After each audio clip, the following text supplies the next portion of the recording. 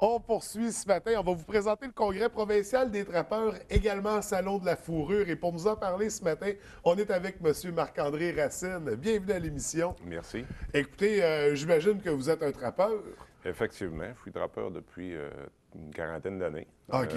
C'est une activité que je pratique. C'est plutôt une passion. Ouais. C'est une passion. La majorité des trappeurs aussi, c'est une passion. Est-ce que pour être trappeur, est-ce que, tu sais, il y a le chasseur, il y a le trappeur. Comment on fait la distinction? Le trappeur, c'est celui qui pose des collets, des... Généralement, les bêtes sont capturées avec des engins de piégeage. On va installer des engins de piégeage. Il n'y a pas d'arme à feu. On peut se servir d'une arme à feu, par contre, pour abattre un animal qui est pris Ouais, dans un ouais. piège. Mais en général, c'est de la capture d'animal qui se OK. fait de manière de plus en plus humanitaire. Parce Ouais. qu'il y a de la certification à l'intérieur des pièges. C'est justement pour rendre l'activité mieux adaptée aux conditions qu'on vit présentement. Surtout, Ouais. ça, c'est venu des groupes anti principalement. On s'est adapté. Puis l'activité présentement se pratique avec des captures qui sont que la mort est pratiquement instantanée. Oui, oui, c'est ça. Donc, l'objectif n'est pas de faire souffrir l'animal. Au contraire, Exactement. ça se fait dans le respect Oui, puis de ces c'est animaux-là. un avantage pour le trappeur, cette évolution-là. L'animal, en se capturant, il se débat moins. Oui, Donc, il se cause moins de dommages de à dommages lui-même. à sa fourrure, exactement. Donc, et c'est ça. Et les animaux qu'on va attraper avec la trappe, on parle plus de petits gibiers ou ça peut être des grosses bêtes également? Ici au Québec, on a 23 animaux à fourrure, principalement. On peut parler de l'ours. L'ours, il y a deux statuts. Il y a le statut de gros gibier et puis le statut d'animal à fourrure. On va avoir le loup, le renard, lynx, coyote. OK, puis c'est tous des animaux qu'on... C'est des animaux à fourrure. OK. OK, qu'on Oui, peut oui, oui, piéger. à fourrure, mais qu'on peut chasser. Oui. Un orignal a de la fourrure, mais il n'est pas considéré comme animal à fourrure dans la Non, c'est réglementation. pas le même genre de Non, fourrure c'est pas le non même genre plus, de là. fourrure. Ça fait des moins beaux manteaux, disons. Oui. Donc, et vous, ça fait combien de temps? Vous m'avez dit 40 ans 40 que ans. vous pratiquez cette passion-là. Oui. Et là, il y a le Congrès provincial des trappeurs qui revient à chaque année. On parle du Congrès provincial qui va avoir lieu au Saguenay. Oui, ça a lieu au Montagnet. OK. On a une salle d'exposants. C'est un congrès provincial qui revient toutes les années. Dans la région ici, la dernière fois qu'on l'a eu, c'est en 93. Ça fait la tournée des régions. On devrait l'avoir pour 2 ans. OK. 2 ans. Donc, c'est ça, ça se promène un peu partout. C'est Exactement. pas exceptionnel. C'était rendu notre tour. C'est organisé par les associations régionales, qui est chapeauté par la fédération. C'est le congrès, autrement, de la FTGQ, où on réunit toutes les associations régionales, un congrès provincial. En même temps, bien, on a une salle d'exposants, on a des salons, des conférences, entre autres, sur différentes choses, des meilleures techniques, de la protection. Ce congrès-là s'étalonne sur une période de combien de temps? Ça débute vendredi. Vendredi, l'ouverture est à 5 heures pour le public. Ensuite, le samedi et le dimanche. OK. Là, c'est vraiment, il y a une grosse programmation. Là, on parlait de congrès-conférences. Oui. Il y a également Salon de la fourrure qui est lié avec ça. Oui, bien, enfin, on a nos exposants qui regroupent différents intervenants au niveau du piégeage. Entre autres, on va avoir des étudiants en protection et exploitation du territoire faunique d'ici de la baie, qui sont là pour nous donner un coup de main, puis se faire connaître aussi. Ce qu'il y a d'intéressant à l'intérieur de ce groupe-là qui va être présent, la moitié du groupe, ce sont des Français qui sont fraîchement arrivés de la France. Ça va leur faire une belle introduction au niveau de la connaissance qu'ils ont à acquérir. Donc, ils viennent découvrir... Des utilisateurs, oui. Ils viennent découvrir cette passion-là chez nous. Exactement. J'imagine qu'ils le pratiquent déjà en France, mais probablement que c'est plus intéressant ici. C'est différent en France. C'est différent. Donc, le terrain de jeu est plus grand au Québec. Donc, Oui, on beaucoup a de plus la grand. place pour les accueillir. On a d'autres intervenants dans notre salon. Entre autres, il y a des exposants, des commerces. Ça se rapproche énormément du piégeage. Entre autres, on a des représentants de l'énergie solaire, les éoliennes. On va avoir des représentants pour les véhicules tout-terrain, les VTT, les motoneiges, ces choses-là. Il y a la protection de la faune qui va être présente. OK? S'il y a du questionnement à ces choses-là, les agents sont sur place, ils ont un kiosque. On a des représentants pour les vêtements, entre autres. Le trappeur il va utiliser différentes choses, des vêtements. Il a besoin de vêtements spécialisés. Des représentants. Ça demeure de la chasse aussi, je veux dire. Faut pas des vêtements nécessairement trop voyants, il faut se camoufler. Non, pas nécessairement. En période de piégeage, c'est même.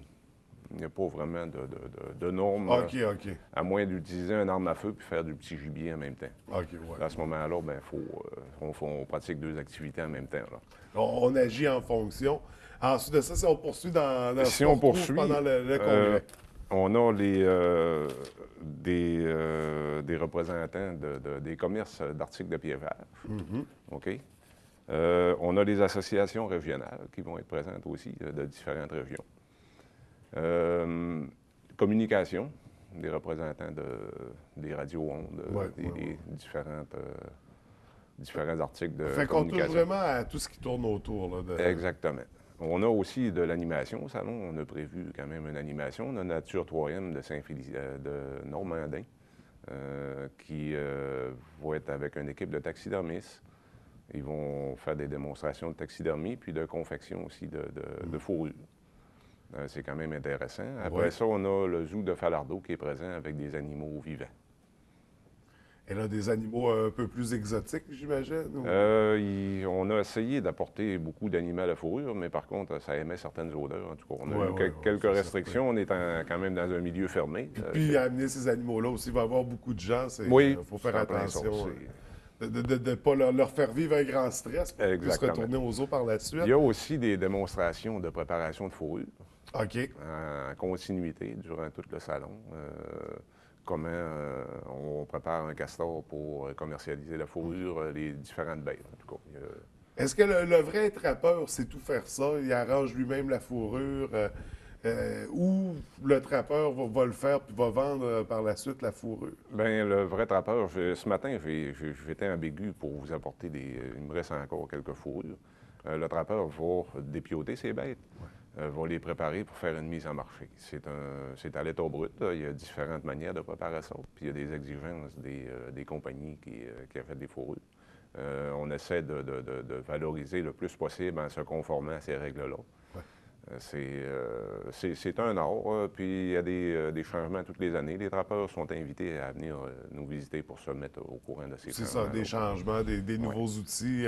Ça évolue comme activité, donc on veut être à la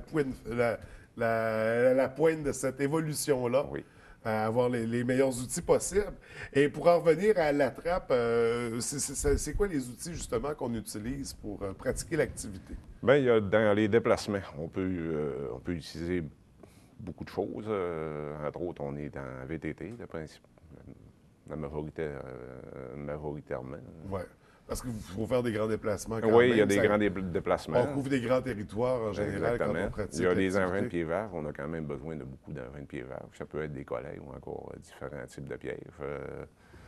Quand on passe à, admettons, à bonne vieille trappe à ours, est-ce que ça, c'est encore vrai? Ou maintenant, c'est une nouvelle technique? C'est rendu mythique. À présent, les ours, quand on les capture, c'est au lacet.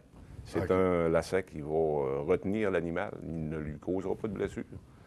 D'ailleurs, les biologistes, dans le capture d'ours, vont se servir de ça pour faire capturer l'ours. Ils vont l'anesthésier, ils vont faire des prélèvements dessus, dépendamment de qu'est-ce qu'ils ont. Et puis, ils vont le relâcher, puis en général, l'animal n'a aucune blessure. Donc, c'est toujours dans l'optique, justement, de ne pas l'abîmer, exactement, de ne pas causer de souffrance aux animaux le moins possible. Puis les trappeurs... Je pense que l'image de la trappe à ours donne froid dans le dos. Effectivement. Surtout que ça donnait peur aussi de se promener à certains endroits. C'est pas juste les ours qui tombaient dans ce piège-là. Et il fallait que ça soit indiqué. C'était pas tout le temps le cas. Disons que c'est une évolution. Ça témoigne d'une évolution positive. On améliore la qualité des techniques. Sinon, d'autres outils de piégeage comme ça qui sont utilisés, on a parlé des collets. Ensuite de ça, qu'est-ce qu'on va utiliser? Autrefois, on utilisait beaucoup les engins de capture par la patte. À présent, c'est plutôt axé sur les pièges en X. Un piège en X, c'est un animal qui va capturer, c'est un piège qui va capturer l'animal par une zone vitale. Entre autres, en assurant une frappe sur le cou cervical, l'animal est rendu inconscient, irréversible sur le coup. Ouais. Et la mort survient dans quelques instants. C'est l'objectif, par respect pour l'animal, par respect pour l'animal, conserver... par respect pour les gens qui voient ce genre de choses. Ben oui, même le trappeur, voir un animal souffrir, c'est pas dans ses optiques. Ouais. Puis le trappeur aussi, ce n'est pas un destructeur de faune.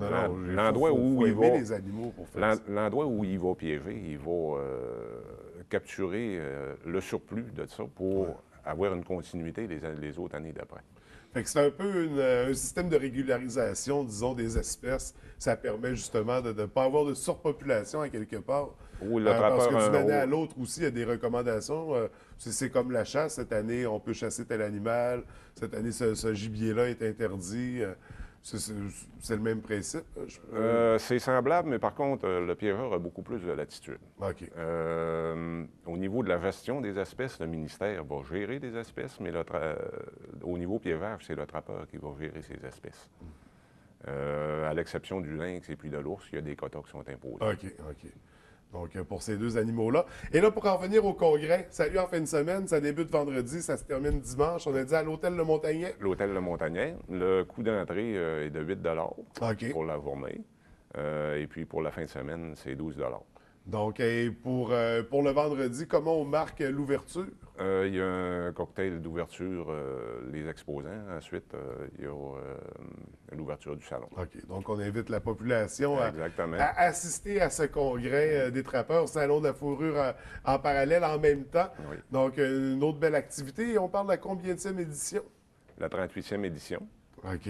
Donc, ça fait longtemps que ça existe. Ça fait longtemps que ça existe. Ça, cette année, l'année prochaine, c'est chez nous, on en profite. Écoutez, M. Racine, merci d'avoir pris le temps de venir nous rencontrer. On invite les gens à aller consulter, à aller vous rencontrer tous ces beaux passionnés-là, ces trappeurs, en fin de semaine au congrès. Puis, on vous souhaite beaucoup de succès. Au plaisir, on se reverra pour discuter encore de ce sujet-là. Je trouve ça vraiment intéressant. Ça va me faire plaisir de participer à une entrevue. Si vous voulez avoir plus de spécifications sur les animaux à fourrure, j'adore la communication. Il faudrait aller voir sur place. On pourrait organiser quelque chose sur le terrain aussi. C'est tout à fait possible. On s'en reparle. Merci beaucoup. Bienvenue.